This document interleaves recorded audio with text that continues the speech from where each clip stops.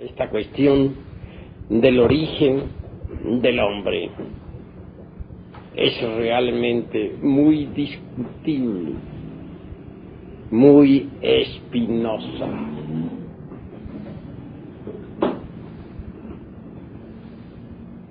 Mr. Darwin sentó ciertos principios en su obra que deben ser recordados por los mismísimos antropólogos materialistas. Dice Mr. Darwin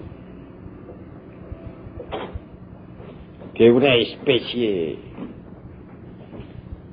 que evoluciona positivamente en modo alguno podría descender de otra que evoluciona negativamente.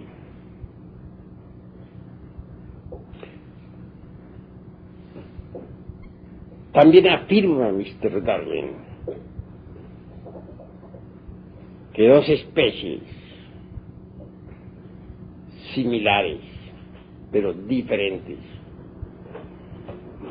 pueden referirse a un antecesor común, pero nunca la una vendría de la otra.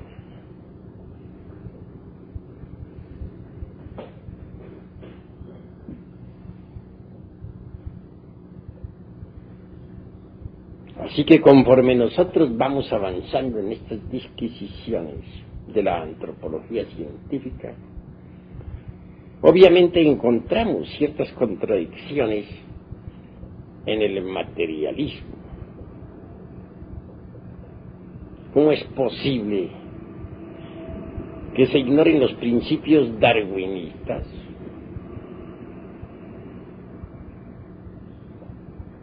¿Cómo es posible que aún hoy en día haya quienes piensen que el hombre viene del mono?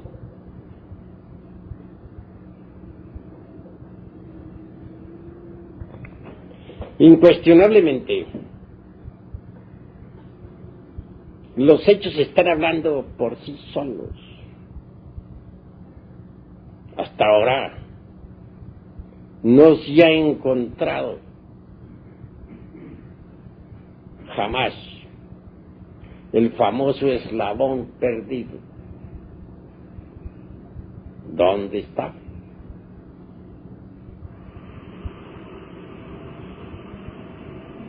Mucho se ha hablado contra la existencia del padre de Manu, el Dian Choa. Pero son en realidad millones las personas en el mundo oriental y hasta en el occidental que aceptan al Dian Choa. Además es más lógica tal creencia que aquel hombre mono que Haeckel quisiera que existiese, pero que en realidad de verdad no pasó de ser más que una simple fantasía de su autor. Los tiempos van pasando y no se ha descubierto en ningún lugar de la tierra al famoso hombre mono. ¿Dónde estará? Un mono que razone, que piense, que tenga un lenguaje asequible a todo el mundo. ¿Cuál es?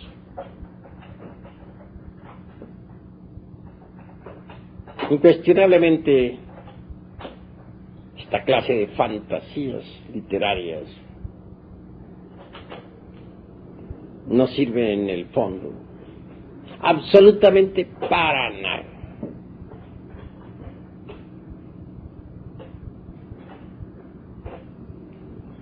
Obsérvese, por ejemplo, el tamaño de los cerebros.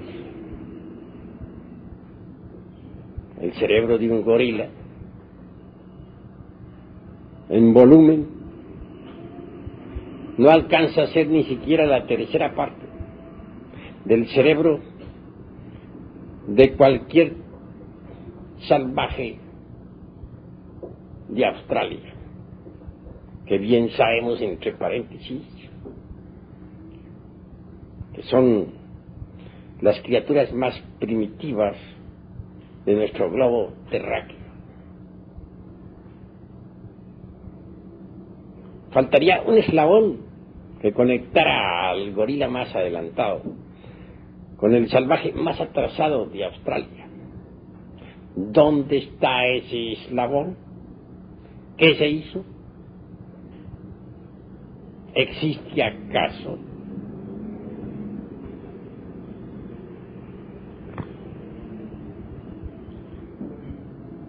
Indubitablemente,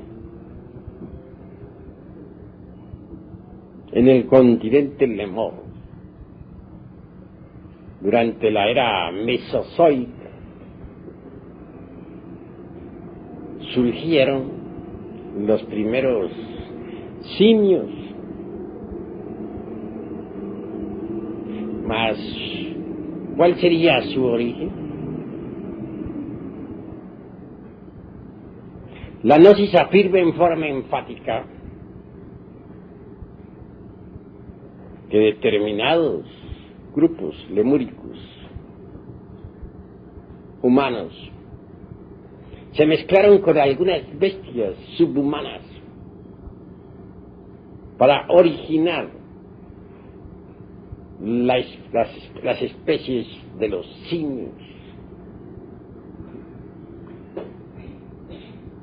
Claro, Haeckel en modo alguno se opuso jamás al concepto de que los simios habían tenido su nacimiento en Australia. Digo, perdonen ustedes, en Lemuria. Aceptó siempre la realidad de ese continente. Pero reflexionemos un poco. ¿En dónde estaba ubicada la Lemuria? En el Océano Pacífico, eso es obvio. Cubría una extensa zona de ese mar. A través de 10.000 años de terremoto, se fue sumergiendo poco a poco entre las embravecidas olas del océano. Mas quedaron restos de Lemuria en la Oceanía, Australia, la isla de los Galápagos, la isla de Pascua, dispense, etcétera. La Lemuria tuvo realidad, ocupó su lugar en un tiempo muy antiguo. Esto podrá molestar hoy en día a aquellos antropólogos materialistas, partidarios de la Pangea. Se han embotellado tanto esos señores en su dogmatismo sobre la Pangea, que ni remotamente aceptarían la posibilidad de la Lemuria.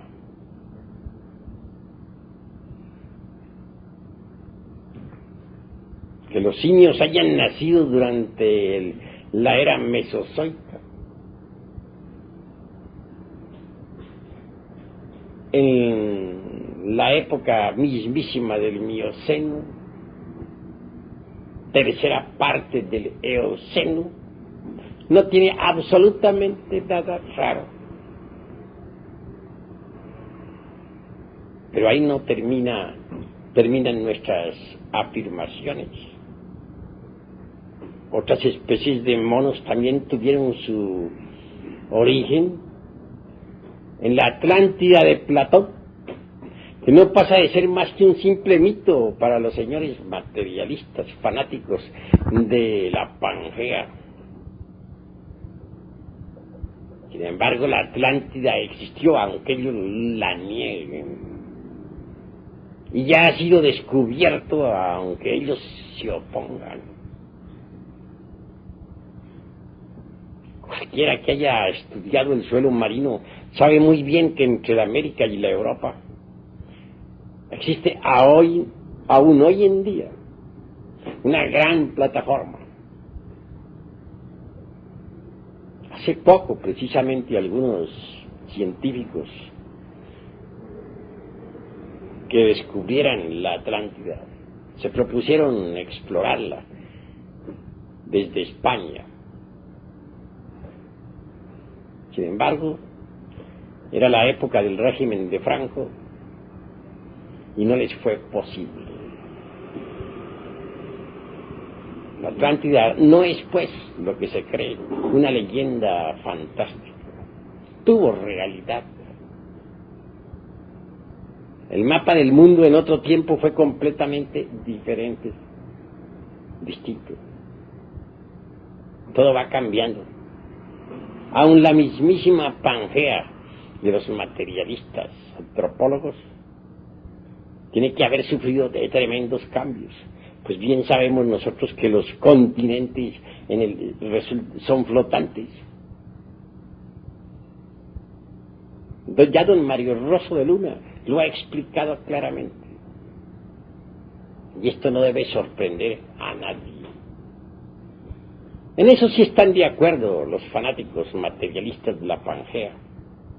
No lo niegan, mas les falta muchísimo todavía como para conocer las causas o motivos de tales flotaciones continentales. Yo creo que si ellos se leyeran a don Mario Rosso de Luna, cosa que lo considero bastante imposible, completarían mejor sus informaciones. Si pensamos en nuestra Tierra como un huevo, las yemas serían los continentes, sosteniéndose sobre una clara.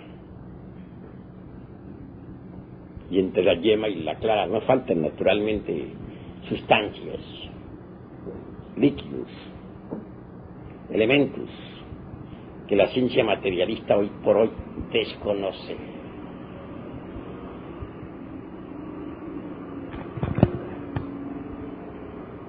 Hay quienes creen que ciertos tipos de monos superiores, o de changos, diríamos nosotros, como el gorila, orangután, chimpancé, vienen de Lemuria. También hay quienes afirman claramente que las clases inferiores, como el catarrino, el platirrino, etcétera, vienen propiamente de la Atlántida. En esto no pondremos objeciones, pero sí tenemos que reflexionar, y profundamente. Por ahora se están haciendo ciertos comentarios muy simpáticos. La ciencia materialista inventa todos los días nuevas hipótesis. Han establecido una cadena muy curiosa, ridícula por excelencia, con relación a nuestros posibles antepasados. Como rey de esa cadena aparece el tiburón, del cual descienden, según dicen los antropólogos materialistas, los lagartos. Ridícula teoría, ¿verdad? Solo concebible por mentes de lagartos, realmente. Y prosiguen después con el famoso opossum, otra criatura similar al cocodrilo, pero un poquito más evolucionada, según enfatizan. Y de allí pasan, siguiendo el curso de la gran cadena de maravillas, a cierto animalismo, al que se le ha dado por estos tiempos muchísima importancia. Me refiero en forma empática al lemúrido, o lemur, según le llaman.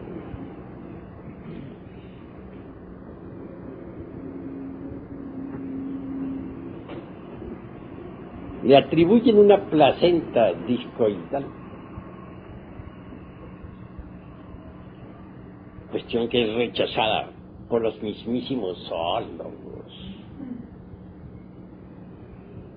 Contradicciones tremendas encontramos en estos recovecos de la ciencia de la antropología materialista.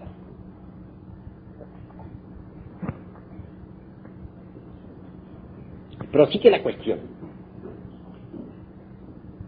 diciéndose que de ese animalillo que pudo haber existido hace unos 150 millones de años, desciende a su vez el mono. Y por último, el gorila. En esa cadena el gorila es nuestro inmediato antecesor, el antecesor del hombre.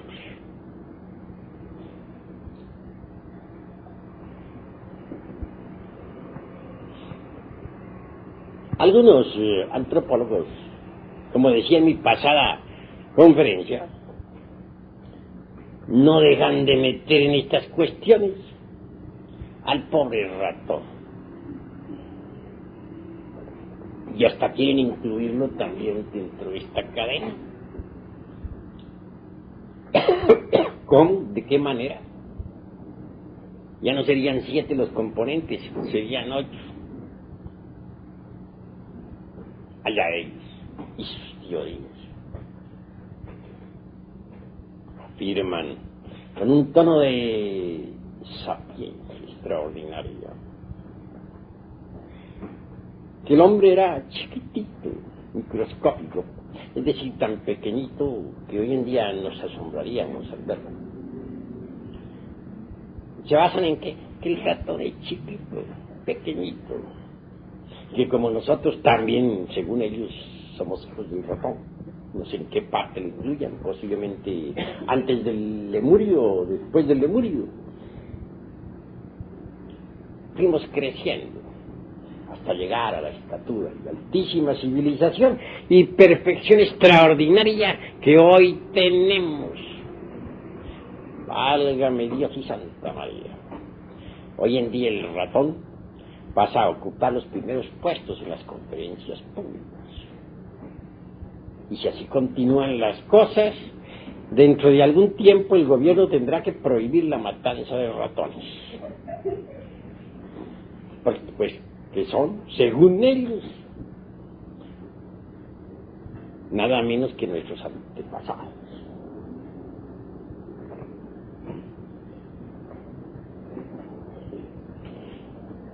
Pero, ¿dónde están los eslabones? ¿Cómo es posible que del tiburón, así porque sí, aparezca de la noche a la mañana o a través de unos cuantos siglos el lagarto?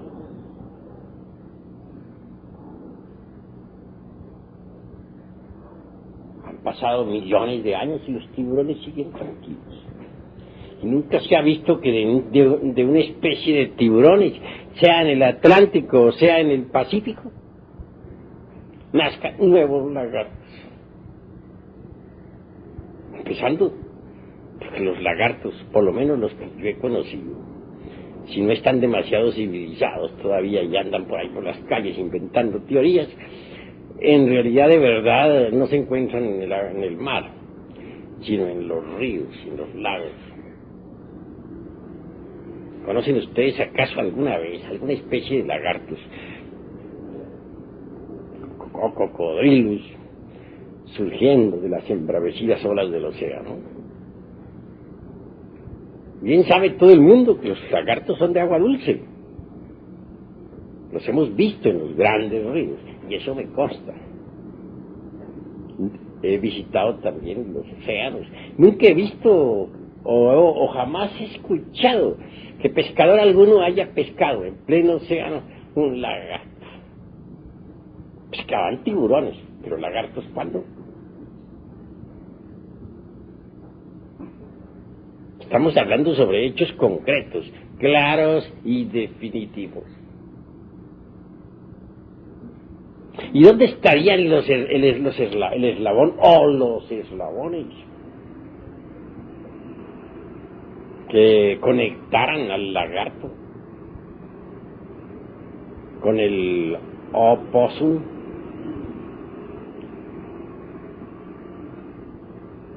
¿Y dónde estarían los eslabones que conectaran al opossum con ese animalillo lemúrico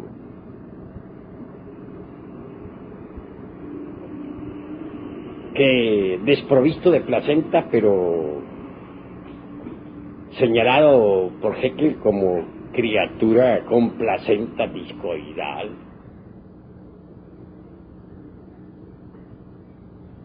Prosiguiendo, ¿dónde estarían los eslabones que conectaran a tal criatura con el mono? Y por último, ¿dónde estarían los eslabones del mono con el gorila?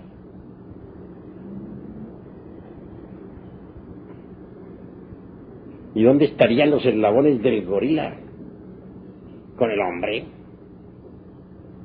¿Cuáles son? Estamos viendo, pues, hechos concretos. Faltan los eslabones.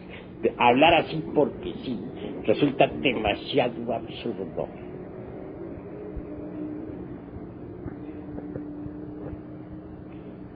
Se ha hablado demasiado sobre el monerón, átomo del abismo acuoso, la primera pizca de sal en un océano silúrico, lleno de lodo en el fondo, y donde todavía no había sido depositada la primera capa de rocas. Pero, ¿cuál es el origen del monerón?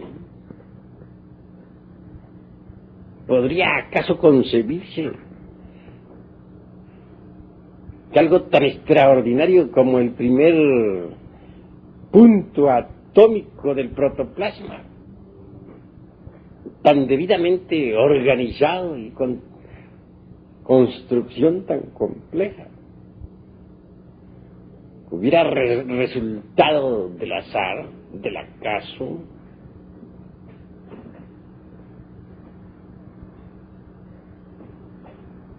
Tengo entendido que al negarse en los principios inteligentes a la naturaleza,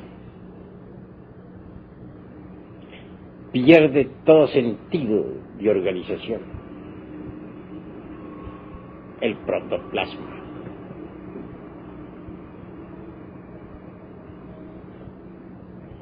Los tiempos van pasando y la antropología materialista irá siendo destruida poco a poco.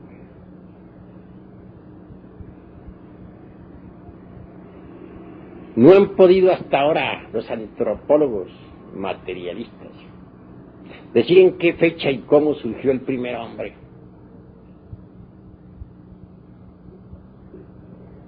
Hipótesis, nada más. Y resultan bastante ridículas tales hipótesis. No tienen fundamentos serios.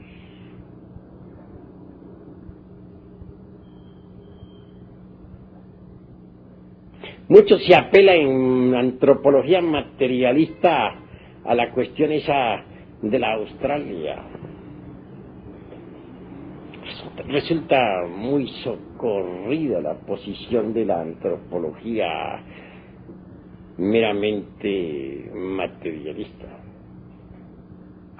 al decir que las tribus descendientes, las tribus existentes en Australia, descienden del mono.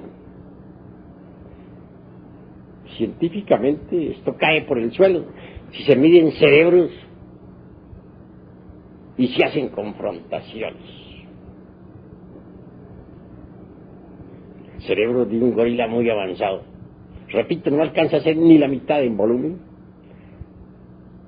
al de un salvaje de Australia. Faltaría pues un eslabón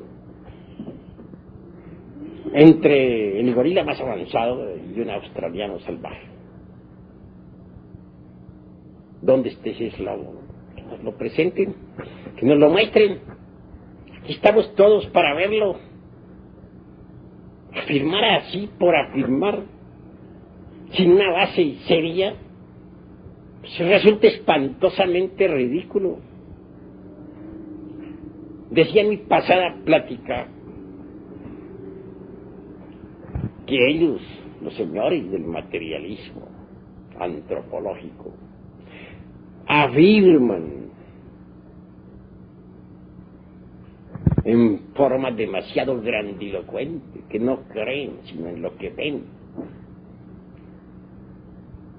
Pero los hechos están demostrándonos su falsedad. Están creyendo con firmeza en hipótesis absurdas que jamás han visto. Eso de decir que nosotros en su origen venimos del tiburón, establecer luego una cadena de caprichos simplemente por parecidos fisionómicos que muestran en el fondo una superficialidad llevada al extremo. Si eso escriben, en verdad que es abusar demasiado de la inteligencia de los lectores. Si eso hablan, resultan en el fondo terriblemente cómicos y hasta absurdos.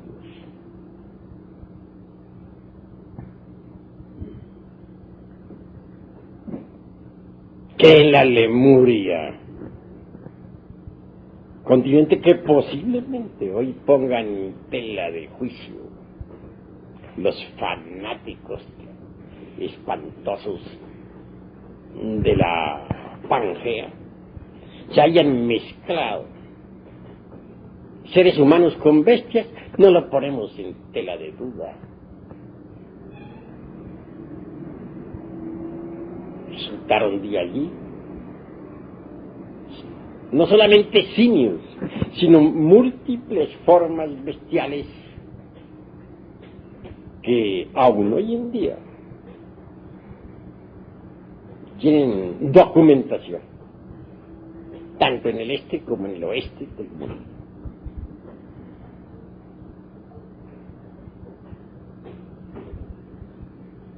Citaremos como ejemplo ciertos extraños simios, lemures, que podrían servir naturalmente de mofa para los materialistas superficiales de esta época. Pero en verdad que uno debe afirmar con valor lo que es real. Me refiero a alguna especie que existía,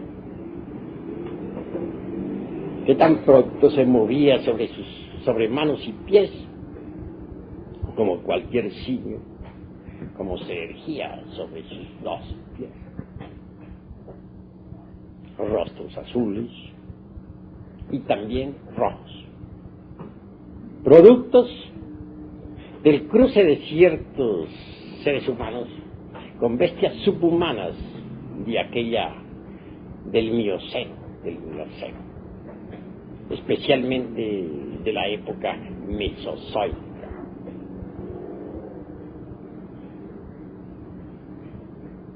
Que hablaban, así lo dicen las viejas leyendas, así se han dado, así encontramos datos en papiros y en muchos monumentos antiguos.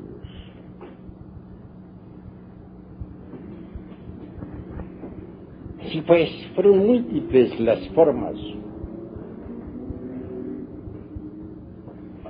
simiescas que surgieran en el viejo continente Mo.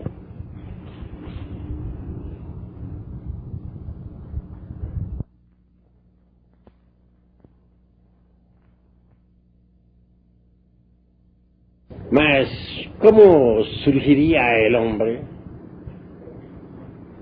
¿De qué manera? Hasta ahora este ha sido un verdadero rompecabezas para los materialistas de Darwin y de Haeckel, y aún para los materialistas antropólogos contemporáneos. ¿Dónde podríamos nosotros hallar el origen del hombre?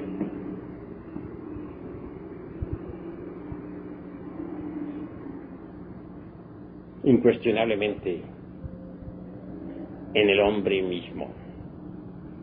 ¿En qué otro lugar?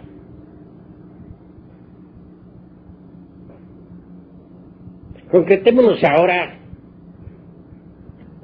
a Australia.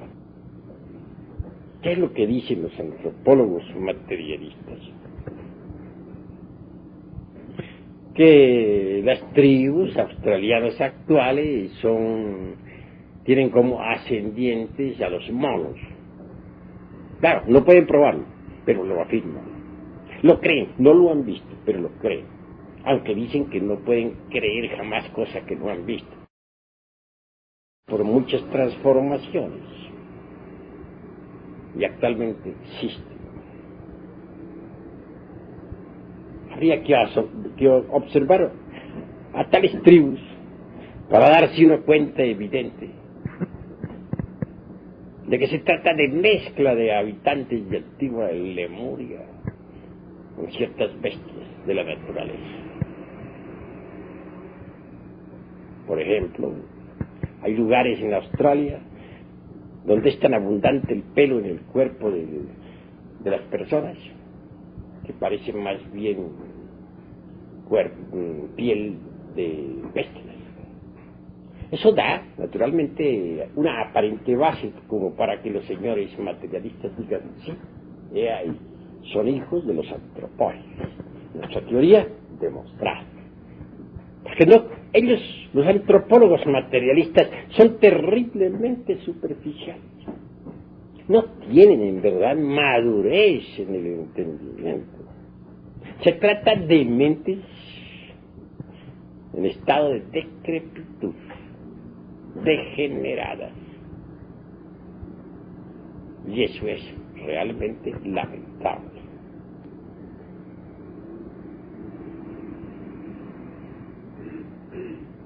Si queremos nosotros, en verdad, buscar el origen del hombre, tenemos que conocer a fondo la ontogenia.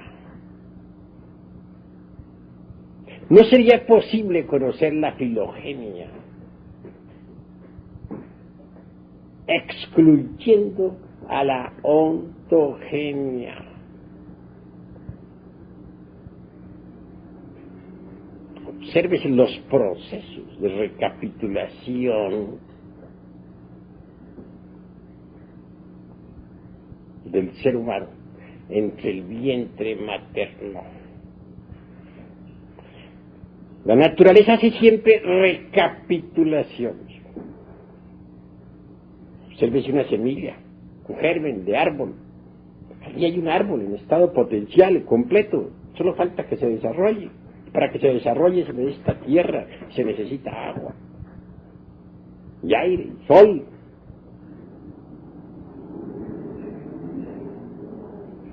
La naturaleza recapitula todos los procesos del árbol que sirvió de padre, dijéramos, para el germen que se ha de desarrollar.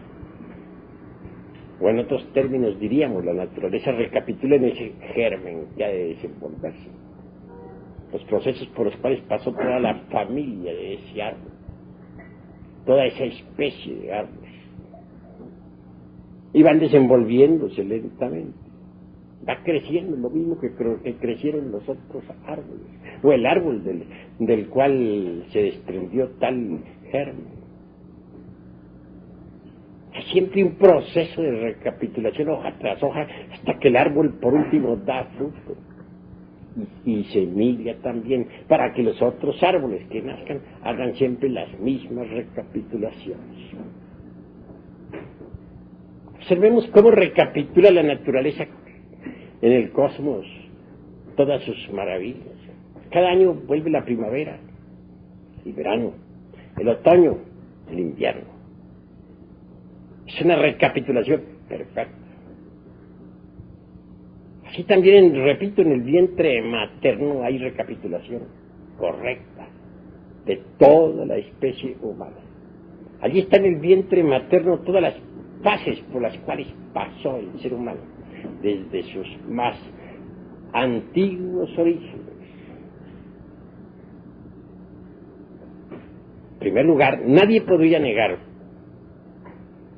que en el vientre el feto pasa por los 4 reinos de la naturaleza. Primero, es piedra. Segundo, planta. Tercero, animal. Cuarto, hombre. Como piedra o como germen o corpúsculo, es inorgánico. Es el óvulo que se desprende del ovario y que va a unirse con la materia orgánica. La circulación conduce a tal óvulo hasta el fondo mismo de la materia orgánica para su desarrollo. En el segundo aspecto vemos nosotros el estado vegetal, una especie de zanahoria, redonda en su base, puntuda en su parte superior. Cuando se le estudia clínicamente parecería más bien como una cebolla, con distintas capas, entre las cuales hay un líquido maravilloso. El ombligo de esa aparente cebolla pende la posibilidad del feto, como el fruto de una planta. He ahí el estado vegetal. Más tarde aparece la forma animal. Sí, el feto toma la forma del renacuajo. Y eso está completamente demostrado. Y por último, asume la figura humana. Hay 4 fases ahí.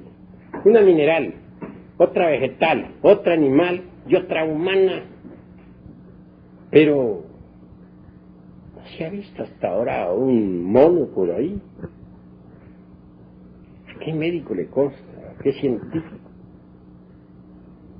¿Haber visto alguna vez la fase de antropoide?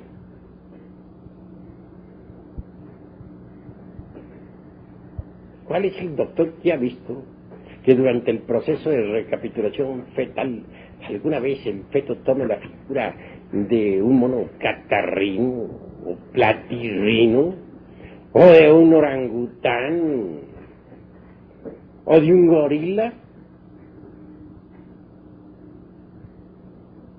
Así pues, Es absurdo lo que la ciencia materialista afirma. El origen del hombre hay que buscarlo en el vientre mismo de la mujer. En esos procesos de recapitulación. 150 millones de años. Obviamente, la única forma, o lo único que puede en estos momentos darnos a nosotros la razón y demostrarlo, será cuando aparezcan esos aparatos que actualmente se están haciendo experimentos. Uno de los experimentos se están haciendo en Italia y otro en los Estados Unidos, y ya se han obtenido muy buenos resultados. Se ha conseguido, por ejemplo, descomponer la imagen, las ondas sonoras correspondientes a Jesús de Nazaret y convertirlas en imagen. La imagen presentada fue muy correcta. Se sigue con esos experimentos. Claro, esto que estoy diciendo aquí no es para las pláticas, sino esa parte. Pero mientras llegue ese día, no nos queda más remedio que apelar nosotros a la intuición del Prajna Paramita, que sí nos permite investigar ese sentido. El Paramita, en su grado más elevado, nos permite investigar los registros akáshicos de la naturaleza. Así que, en nuestro auxilio y para demostrar a las gentes, tenemos que aguardar sencillamente que se perfeccionen los aparatos que en Estados Unidos e Italia en este momento se están perfeccionando. La descomposición de las ondas sonoras del pasado en figuras, en imágenes. Se está ya marchando por ese camino. Antes no sería posible. Antes tenemos nosotros, si alguien quiere comprobar lo que estamos diciendo, tiene que entrar en nuestros estudios y dedicarse a desarrollar el sentido llamado intuición Prajna Paramita. Si la desarrolla, si sigue nuestras indicaciones, por sí mismo podrá evidenciarlo. Eso es claro. ¿Hay alguna otra pregunta? ¿A qué se refiere exactamente la Pangea? La Pangea se refiere pues a los continentes flotantes, que un día estuvo Europa y América unidos y se fueron separando poco a poco a través del tiempo. Que Asia y América también que estuvieron muy cerca y luego se fueron alejando. Ya don Mario Rosso de Luna ha hablado ampliamente sobre la cuestión de los continentes flotantes. Ya sabemos que don Mario Rosso de Luna fue todo un gnóstico y todo un esoterista de verdad, ¿verdad? A ver. ¿Qué condiciones se presentaron o se necesitan para un cambio de una dimensión a otra y de una morfología a otra? Pues es claro que conforme la morfología del planeta Tierra cambia la morfología también de las criaturas. No es el antecesor legítimo humano muy semejante al antropoide, más no es un antropoide, ni nada que se le parezca. Pinta una similitud nada más de la época antigua, antes de que surgieran las actividades en el mundo propiamente físico-químico.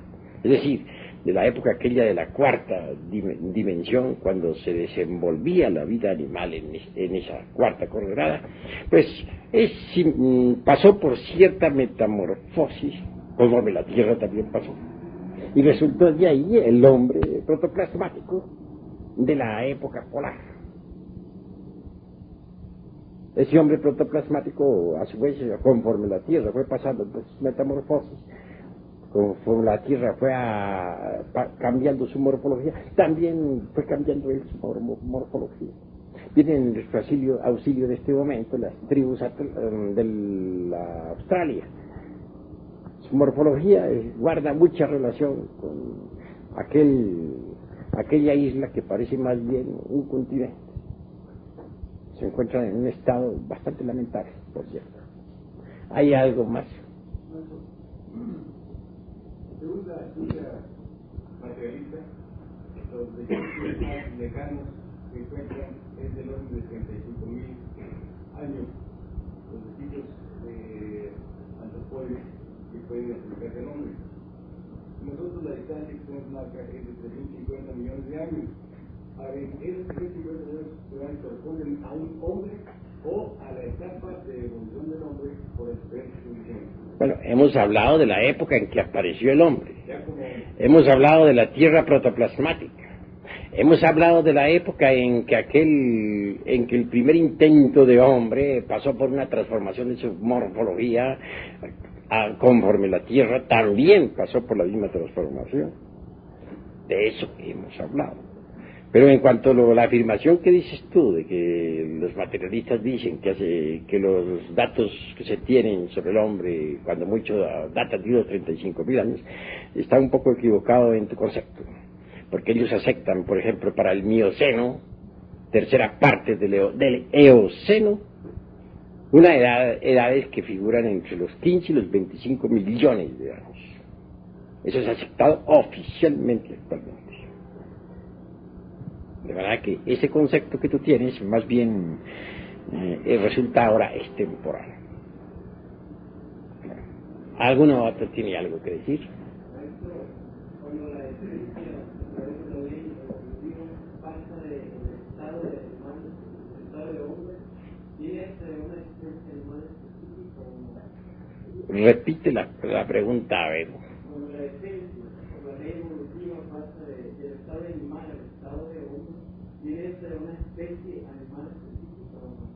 Pues hay distintas líneas por donde se puede ingresar al estado humano. Eso es obvio, no es una especie definida. Claro está que no. Hay distintas líneas por donde se ingresa al estado humano. Ahora hay que tener en cuenta también, y eso lo trataremos después en próximas pláticas, que no solamente existe la evolución, existe también la involución. Al final de cada subraza, de cualquier raza, hay involución. Y al final mismo de toda raza hay involución. Eso es obvio, pero sobre eso nos ocuparemos más tarde. ¿Alguna otra pregunta? Sí. Maestro, usted habló de la cuarta, quinta y sexta dimensión. Hasta donde tengo entendido, a medida, entre más alta sea la dimensión, más sutileza de la materia hay, ¿verdad? Así es. La quinta es más sutil que la cuarta, la sexta que la quinta. Así es. Entonces, ¿por qué razón están ubicados estos reinos en forma inversa? En la cuarta el animal, en la quinta el vegetal, en la sexta el mineral, que es el más denso. Porque, ahora concretando, porque esto no lo vamos a grabar para conferencia, puesto que los señores materialistas tenemos que hablar en forma diferente. No lo vamos a concretar para el libro, claro, sino aquí entre nosotros, diré lo siguiente. En el mundo de la mente, naturalmente que se desarrolló la primera ronda de evolución. Lo primero que surgió allí fue el reino mineral. En el mundo astral surgió el reino vegetal. En el mundo etérico surgió el reino animal. Y en el mundo físico ya apareció el hombre sobre el casquete polar del norte. La primera raza, la raza protoplasmática. Después vinieron los hiperbóreos, después los lemures, después los atlantes y después los arios, todos nosotros. Ese es el orden. Claro que cuando uno está estudiando esas cuestiones en los mundos internos, pues ve las cosas en cierta forma que muy distinto y tiene que saberlo entender. Por ejemplo, es claro que las mónadas del reino mineral, durante la primera ronda, pues tienen figura humana. Y entonces uno tiene la tendencia a pensar que todos eran humanos ahí. Pero no, se trata de los elementales, sencillamente, del reino mineral. Se necesita muy buena capacidad de penetración con la intuición prajna paramita para ver el auténtico reino mineral, dejando a un lado sus mónadas. Lo mismo sucede con el asunto del vegetal en la segunda ronda, en el mundo astral. Uno ve elementales, personas muy inteligentes, millones de personas, pues son los elementales. Pero uno con la intuición prajna paramita concentra un poco mejor su atención y puede ver sencillamente que el reino vegetal es una cosa y otra muy distinta, las mónadas. Desciende uno a la tercera ronda, ve uno también puras criaturas bellísimas, inteligentes, comprensivas, que van, que vienen. Uno piensa que son hombres de la tercera ronda. No hay tal, son los elementales. Y si se observa con más cuidado los cuerpos de esos elementales, se verá que tienen distintas formas animalescas que hoy en día, en esta cuarta ronda, ya no se ven. Formas animalescas diferentes. Y por último, ya al final es cuando ve uno surgir una especie de, una criatura semejante, en realidad de verdad, al simio, pero no es un simio. Es similar, tiene cierto parecido, tiene algo que se asemeja al antropoide, pero no es antropoide. Claro, esa criatura, a su vez, al sufrir la Tierra un cambio, una transformación, al alterarse la metamorfosis de la Tierra, se altera también esa forma antropoide y aparece el primer hombre, la primera raza humana viviendo ya en el continente polar, que otrora estaba situado en la zona ecuatorial. Y luego vienen las sucesivas transformaciones de la Tierra, o metamorfosis de la Tierra, que ha dado origen también a cambios en la raza humana, en la época hiperbórea, en la época lemúrica, Atlante y hasta nuestros días. Si se observa, cada raza humana está exactamente de acuerdo con el ambiente que se desarrolla y desenvuelve. ¿Ese proceso evolutivo ocurrió o aún sigue ocurriendo? Pues todavía sigue ocurriendo. En la quinta ronda, en la sexta raza, habrá otro cambio de la morfología de la Tierra. Como secuencia o corolario traerá otro cambio en la raza humana. La sexta raza será muy distinta a la nuestra. Y la séptima también será completamente diferente a la nuestra. Es decir, la morfología de la Tierra y de las razas marchan en forma paralela. Eso es obvio. ¿Qué relación hay ahora entre los elementales que están en el reino mineral de esta tercera dimensión y este proceso que estamos? Bueno, los elementales que ahora están pasando por su estado de elementales en el mundo mineral, pues siguen ahí. Un día pasarán a ser vegetales, otro día pasarán a ser animales y al fin llegarán a ser humanos. Lo que sí veo son graves errores en parte de algunos. Hay quienes piensan, al ver, por ejemplo, las figuras humanas de las épocas, de las rondas precedentes, piensan sencillamente que esos eran hombres que iban descendiendo poco a poco, etc. Pero realmente nosotros tenemos que comprender que la mónada toma la figura humana siempre. Y no hay que confundir a la mónada con el hombre. El hombre es algo que tiene que autocrearse. Todavía no existe realmente el hombre. Hay unos cuantos hombres, los demás son animales intelectuales. Aún hoy en día. Esa es la cruda realidad de los hechos. Habla. El hombre viene de las dimensiones. Entonces es cierto la teoría maya que dice en el Popol Vuh que los dioses experimentamos varias formaciones, de la área del material, etc. Varias formas, pero no reconocían su origen, hasta que por fin dio un nombre que reconoció su propio origen. Digo, ¿tiene relación con eso? Bueno, en este preciso, eso se sale del tema. Es claro que los dioses tomaron figura de hombres, pero eso se sale del tema, ¿no? Estamos estrictamente ciñéndonos a la cuestión del temario. Ahorita no estamos estudiando en este momento otras culturas ni nada. Ahora nos ceñimos estrictamente a la cuestión de la antropología científica, porque los hermanos necesitan prepararse en primero en antropología científica antes de que puedan tratar el asunto de culturas, tradiciones, etcétera, etcétera. Vamos a ver cómo se van a preparar en antropología científica. Eso sí, puedo decirles sencillamente que los seres humanos en las rondas precedentes, o mejor dicho, las mónadas en las rondas precedentes tomaron figuras humanas. En cuanto a los dioses han existido en todas las rondas. Existieron en la primera ronda, junto con los elementales de la naturaleza, como existieron en la segunda ronda, en la tercera y aún hoy en día en la cuarta ronda. Y aún también puedo decir que hay muchos dioses ahora que tienen cuerpos humanos. Y eso es todo. A ver.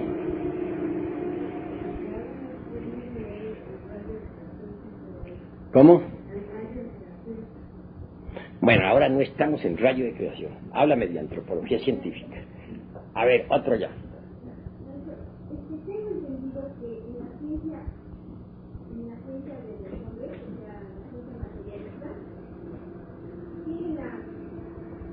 ellos dicen que el hombre es primero mineral, después el hombre es su formación, nosotros al formarnos, ustedes hizo relación de eso, es que el hombre realmente al formarnos se forma primero como mineral, después como vegetal, después como animal y después pasa a humanoide. Y su formación, en el momento en que el feto se forma, ¿es así? Pues tal como lo hemos planteado, ellos tienen que reconocerlo porque así es.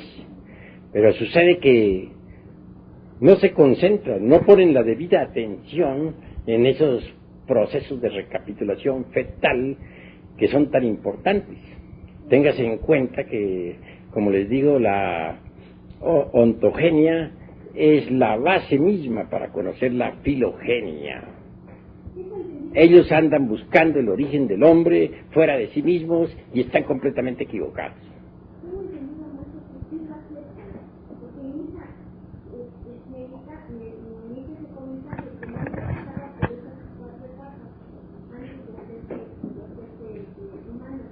No lo aceptan. Aceptan perfectamente que pase por esas 4 etapas en el vientre materno, pero no son capaces de profundizar en la ontogenia, como es debido. Porque si de verdad aceptaran la ontogenia como es debido, no andarían buscando changos para saber de dónde nace uno, ni andarían asentando teorías tan absurdas como esa de en que se dice que venimos del ratón, o que de perdida venimos del mandril. Con esas afirmaciones se están demostrando hasta la saciedad de que verdaderamente no han profundizado en la ontogenia.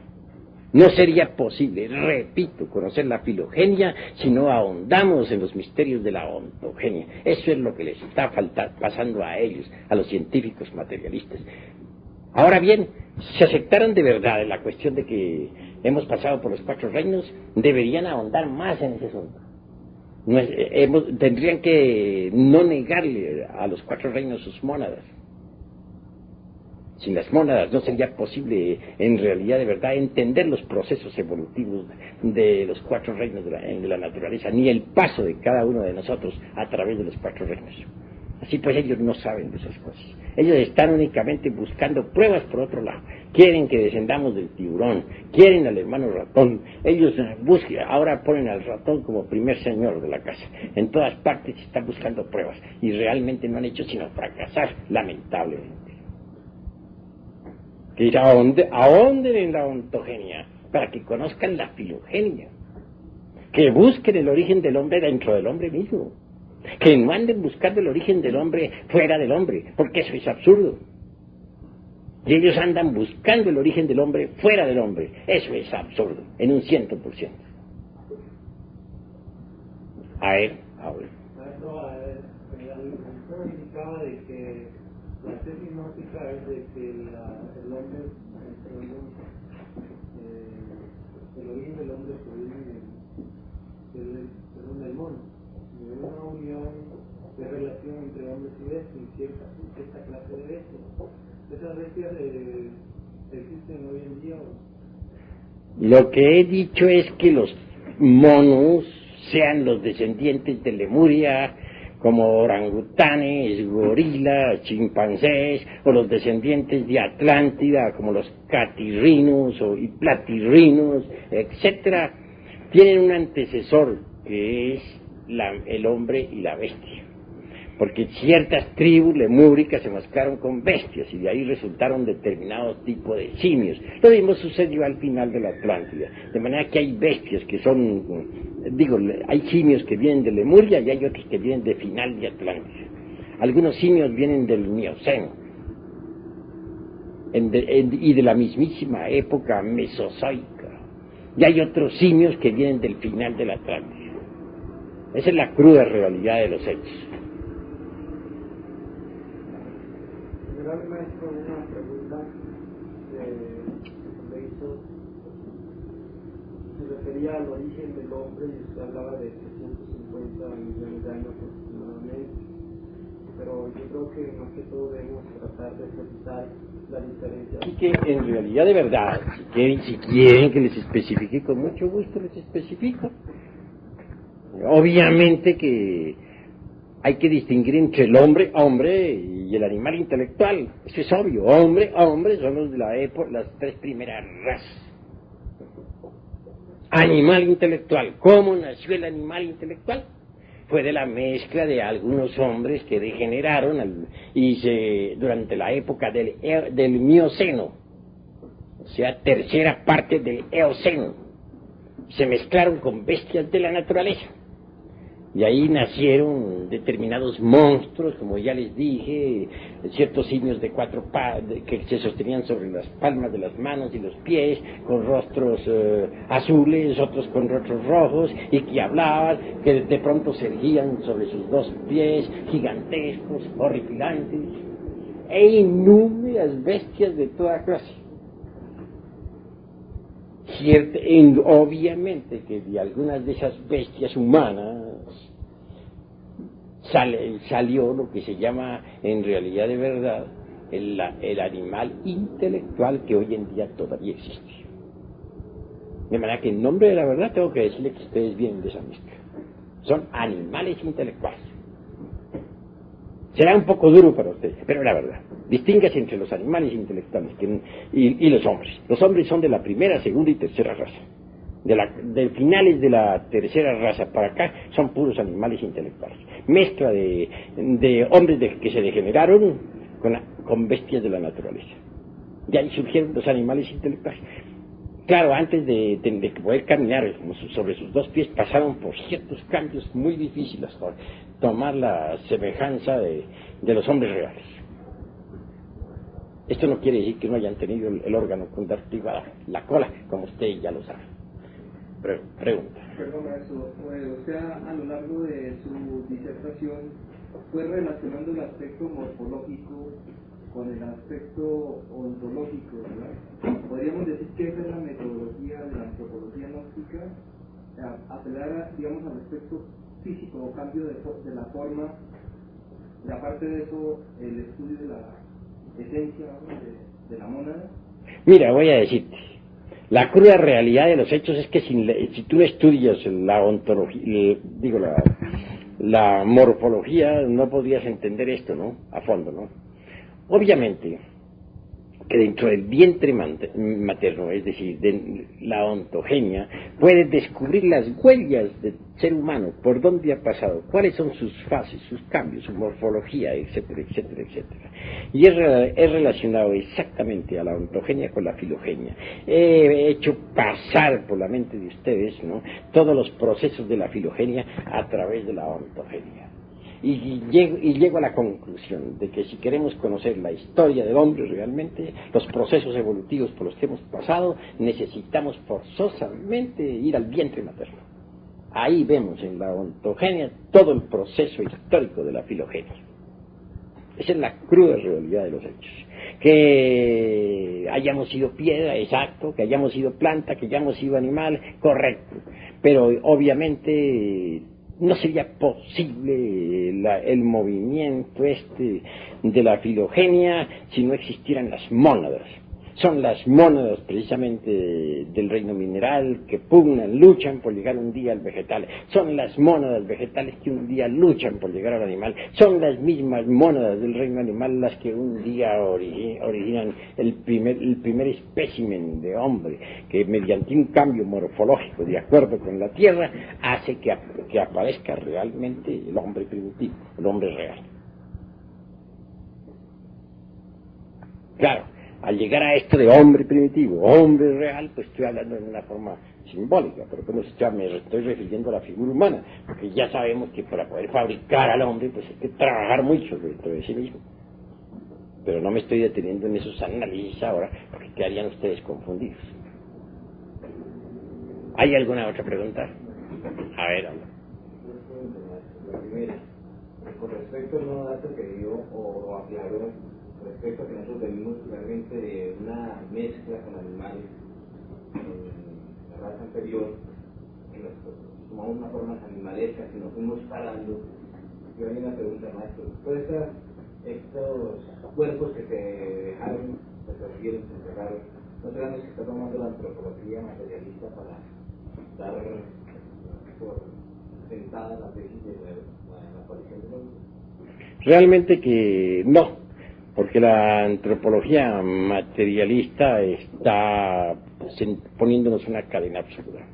Tiburón, primero que todo, lagarto segundo, opossum tercero, luego el animalillo lemurum, y con posibilidades del ratón, que ya como les dije pasó a ocupar un puesto muy elevado, y luego sigue el mono, y por último el gorila, y del gorila ahí la cadenita. Una cadenita absurda porque faltan los eslabones. ¿Dónde están?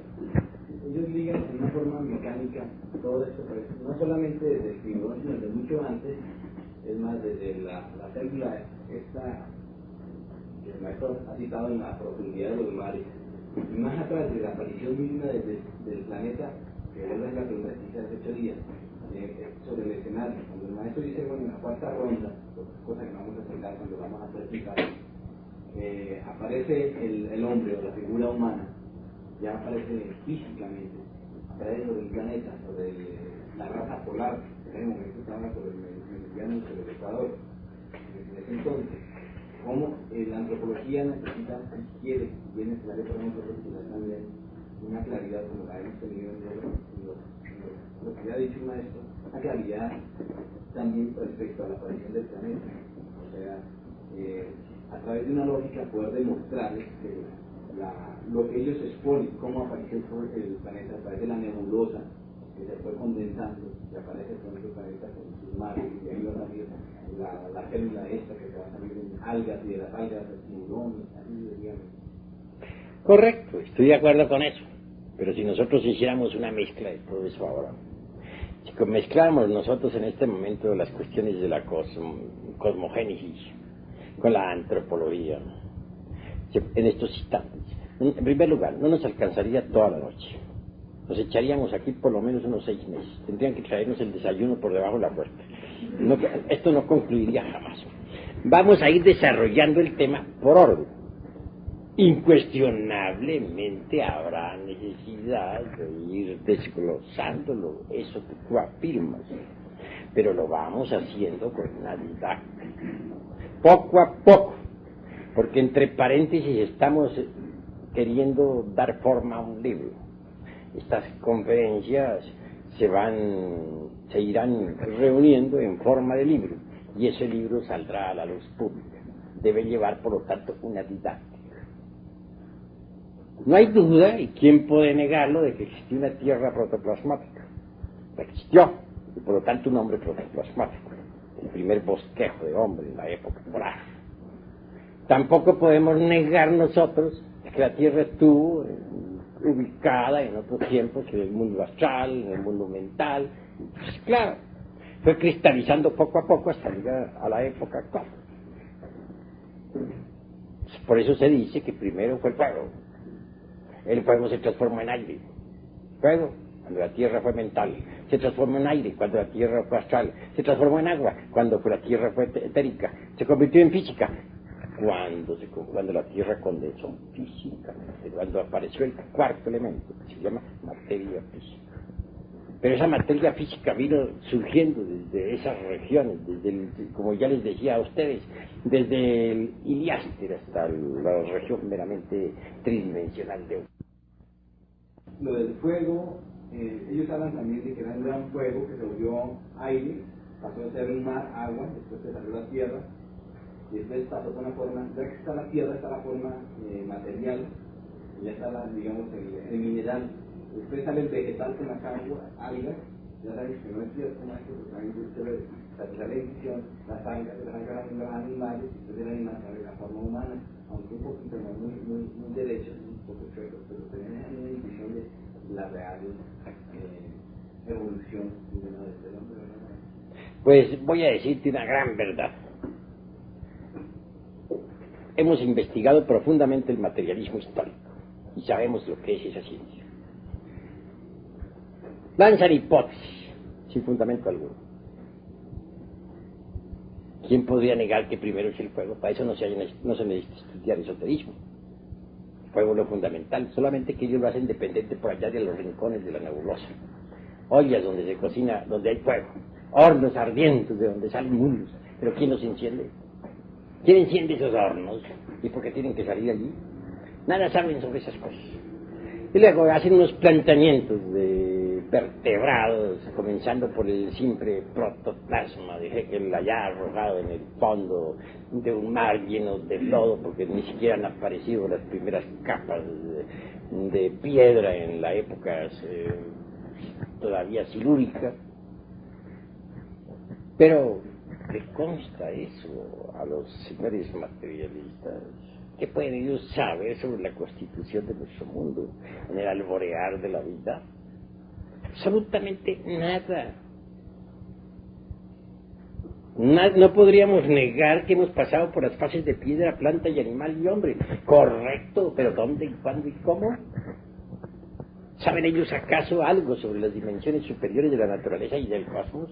Mientras ellos estén negando la posibilidad de una cuarta dimensión, y de una quinta, y de una sexta, y de una séptima, no podrán saber nada sobre el origen de la vida. Imposible, puesto que en realidad de verdad toda evolución comienza incuestionablemente desde la primera ronda, y viene a cristalizar físicamente aquí en el mundo físico, después de ya la mitad del camino.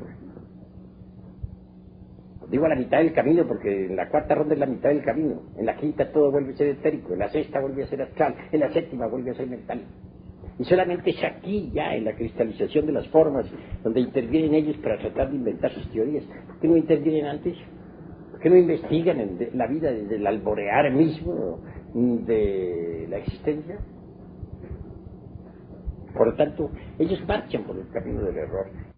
La primera raza, decimos nosotros, son biotéticos.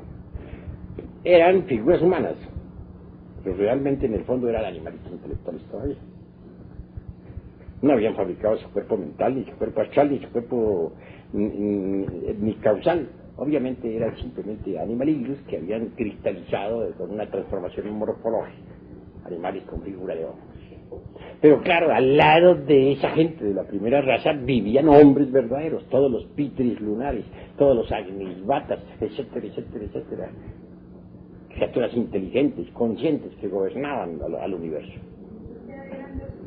Y siempre ha habido dos clases. Ahora precisamente tenemos nosotros la humanidad, pero eso no significa que no haya maestros de la logia blanca que estén poblando la tierra. Eso son. A ver. Pienso que de cualquier modo, de un paso, digamos, de una raza a otra, hay un proceso en ese cambio morfológico en el mundo. Hace 8 días yo le preguntaba de las mutaciones hereditarias y que nos explicaba usted que no hay tal mutación. Pero entonces ese cambio, ese proceso digamos, de una forma a otra forma de ser humano, ¿cómo se da? Bueno, hay cambios morfológicos. Sí, Esos marchan de acuerdo con la naturaleza.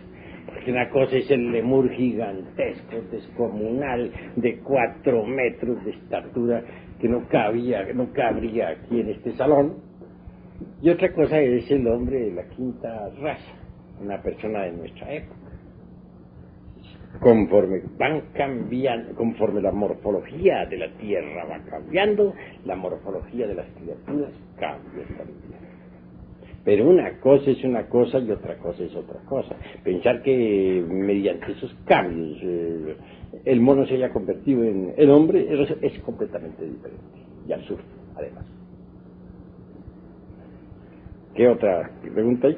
Maestro, en cuanto a eso de las condiciones que se requieren para un caso como el del mono, que es algo excepcional, que provenga del hombre. Pues hoy en día no es muy posible, pero en aquella época de la antigua Lemuria, en pleno Mioceno, y aún más durante la época de los reptiles, la época mesozoica, las condiciones eran diferentes. Los rayos, dijéramos, del Okidanok omnipresente y omnipenetrante se intercambiaban en forma diferente y hacían posibles tales cruces sexuales entre hombres y bestias. aún más, en la Atlántida todavía eran posibles sus cosas. Hoy en día ya cuesta mucho trabajo. Puede un hombre caer en la bestialidad o una mujer en la bestialidad y ya difícilmente sale de ahí una criatura. Así pues que ha habido cambios en la morfología de la Tierra y en las fuerzas ocultas que la gobiernan.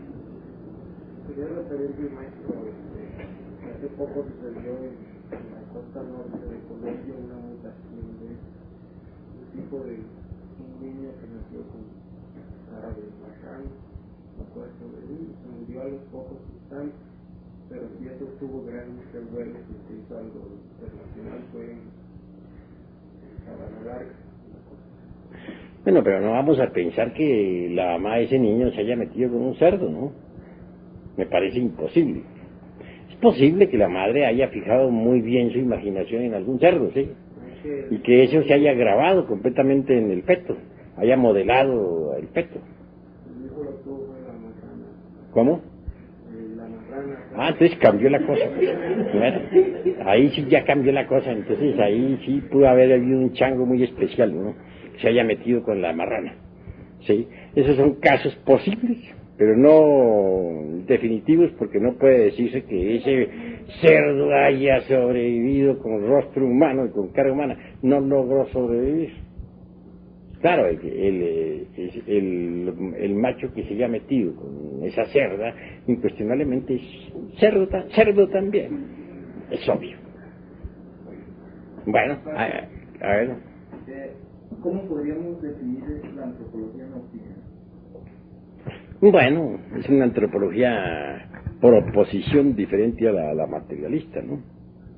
Ya sabemos nosotros que antropos es hombre, ¿no? Tropos, hombre.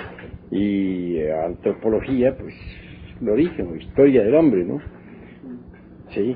Pero gnóstico quiere decir gnosis, conocimiento. Es un conocimiento antropológico más profundo, ¿no? Que va a su raíz gnóstica, a su raíz sapiente. Va a buscar el verdadero homo sapiente. Busca el homo sapiente a través de otro sistema de estudio diferente, que es el gnóstico precisamente. Es un sistema diferente y llegamos al homo sapiente.